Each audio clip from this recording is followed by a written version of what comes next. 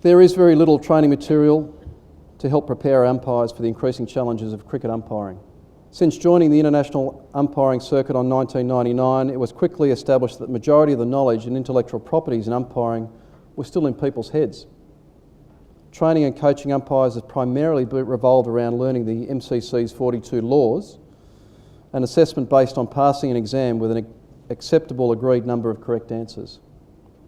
Cricket umpiring is much more than that, and my continued focus right now and from when my career began is to make it easier and better for the current and future generations of cricket umpires.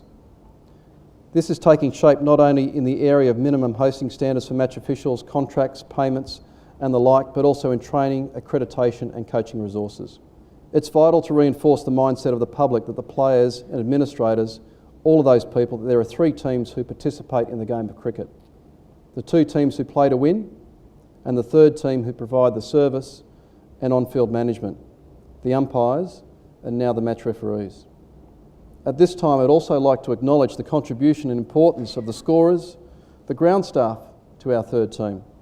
Their work is equally essential and important. Hopefully one day we can see a David Kendricks or a Mick Hunt up here delivering the Cowdrey lecture also.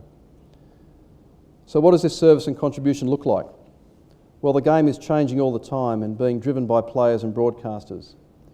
Umpiring continually is trying to catch up and keep pace with these developments. Laws and playing conditions change every year as a result. Many of our top umpires now officiate under no less than 7 different playing conditions in a year, all with slight variations and interpretations from the relevant governing body. We need to make it easier to be a cricket umpire at all levels. We need to create a better way to educate, train and coach our match officials. Our work has started this year on developing an ICC process for international umpires that the test playing nations can also use for their first class competitions. And we've got a target to implement this accreditation system by 2015. We are seeking to establish and demonstrate best practice across 6 areas: technique, preparation, match management, decision making, teamwork and self-management and personal development. We have put in place a new coaching structure for international umpires, focusing on support and performance development and less on assessment. These ICC umpire coaches will need to reach down to the top domestic level and support the career path challenges for umpires. It's a start, but we need more quality umpire coaches and more funding for resources. We have recently conducted a Coach the Coach course, training course for the test playing nations in Nagpur. This is the first of its kind. It's a positive news story for leadership from the ICC and its Cricket Operations Department. We need to support and help these people who are training our future before umpires get to the representative level. Just like the players, we need to continually look for ways to improve performance and get decisions right in the first place before we need to use technology. We want every umpire to be the best umpire they can be. We are developing skill development training programs trying to tap into resources that the players have. These programs and tools have to be developed from scratch. They don't exist. Skill development activities have been created like accurate ball pitching judgment, height judgment, third umpire communication and decision making and front foot no ball. Simulated based training activities are the way forward. MCC has a role to play here as well. The Law Subcommittee requires resources to create more modern, user-friendly, accessible support tools for understanding and interpreting the laws of cricket. We need to make more use of technological resources such as digital video clips, streaming on the internet, online laws examinations and interpretations. The Ashes series highlights one significant challenge, that of succession planning. Currently, neutrality guidelines mean that 8 of the 12 elite panel umpires are not eligible to officiate. They carry the wrong passport. That leaves us with only 4 umpires to control these 10 Ashes test matches. A significant workload and responsibility for these umpires, but I'm confident they'll do a fine job. It's also recognition for the way in which Cricket Australia and the ECB train, develop and recruit their match officials. We have a real need to encourage and support the other test playing countries to invest more resources in this area. This representation trend by two countries needs more competition from the others. Umpiring is everyone's business. Everyone seems to have an opinion on it, and we need to alter the mindset and have all the countries investing more in the future of match officiating. The best way to illustrate this point is through a balanced scorecard approach. We need major investments in the game moving in the same direction at the same time to be of a high standard. I'm referring to quality players, quality match officials, quality facilities, quality administration, and quality financial management. If any of these areas is weak, then the quality of our game is compromised. All 5 areas need to be strong and of a very high standard. The laws tell us that the captains are responsible at all times for ensuring that play is conducted within the spirit and traditions of the game as well.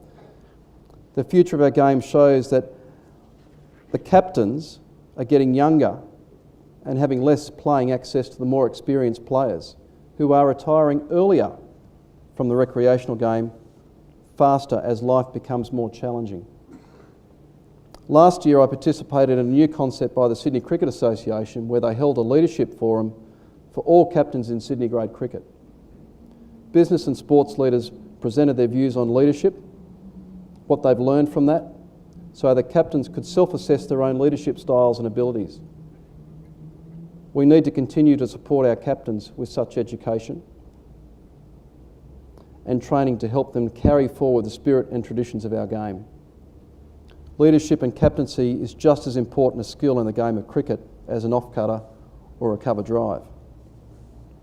When cricket academies look at their programs, I'd like to see modules on the spirit of cricket, mental strength, emotional intelligence, the laws of the game, leadership, and the history of our sport.